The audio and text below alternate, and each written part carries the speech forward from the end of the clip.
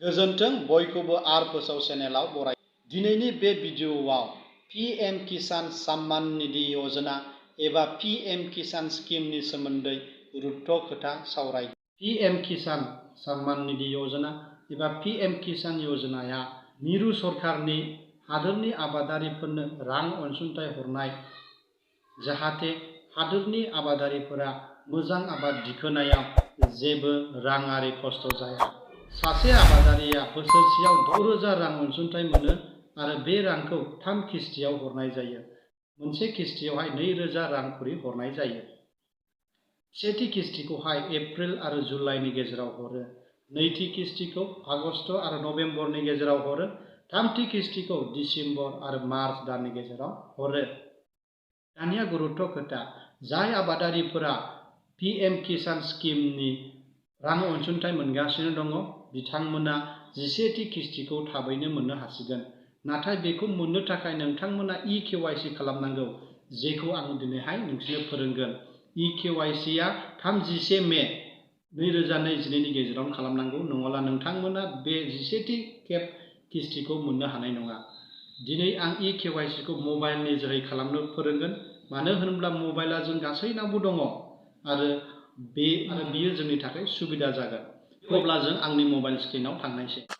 स्क्रिनाव नुनाया आंनि मबाइलनि हम स्क्रिन। नोंथाङाबो गावनि मबाइलनि हम स्क्रिनाव थांदो, ओमफ्राय क्रम लिरनायखौ नागिरदो। नैबे क्रम लिरनाय, बेखौ नागिरदो आरो बेयावहाय थुदो।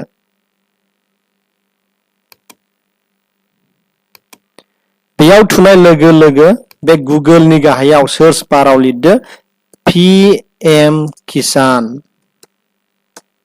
ओमफ्राय बेखौ सार्च खालामदो।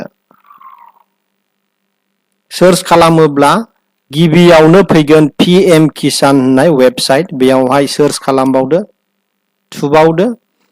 अब्ला गेवगोन PM किसान सम्मान निधि योजनानि अफिसियेल वेबसाइट। अब्ला जोङो गाहायाव थांबावदो। गाहायाव थांनानै जों नुगोन फार्मार्स कर्नार, नैबे फार्मार्स कर्नार, बे फार्मार्स कर्नारनि एसे गाहायावनो दङ eKYC। जोङो eKYC खालामगोन, आखिनो जोङो बे eKYC लिरनायावहाय थुनांगौ। बेयाव थुदो।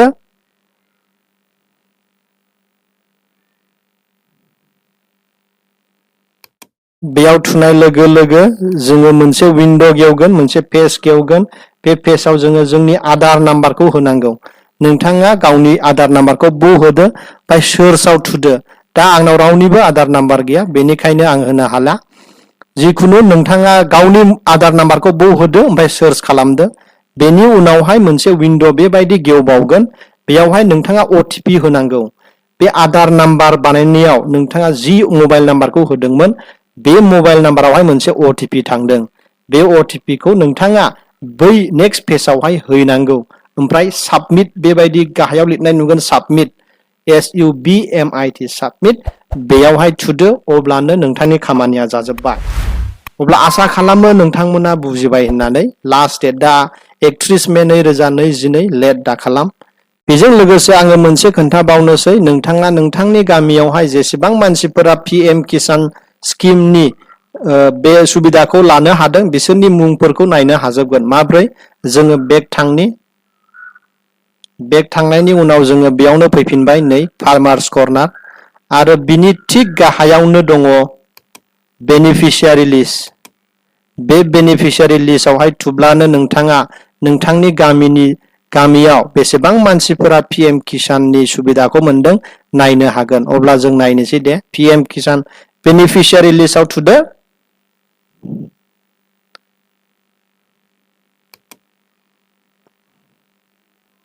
अब्ला जोंनाव फैदों मोनसे गोदान पेज। बेयाव जोंनि स्टेटनि नामखौ होनांगौ। जोंनि स्टेटआ जाहैबाय आसाम, आंनि डिस्ट्रिक्टनि नामा क'क्राझार, ओमफ्राय आंनि साब डिस्ट्रिक्टआ जाहैबाय गसाइगाव, आंनि ब्लकआ जाबाय कचुगाव, आंनि गामिया जाबाय श्रीरामपुर FB। बेबादिनो नागिरलां, नोंथांनि गामिखौबो नुगोन।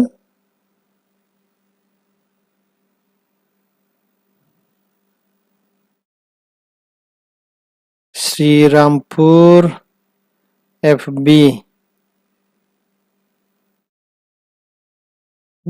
बे थुदो ओमफ्राय गेट रिपर्टआव थुदो।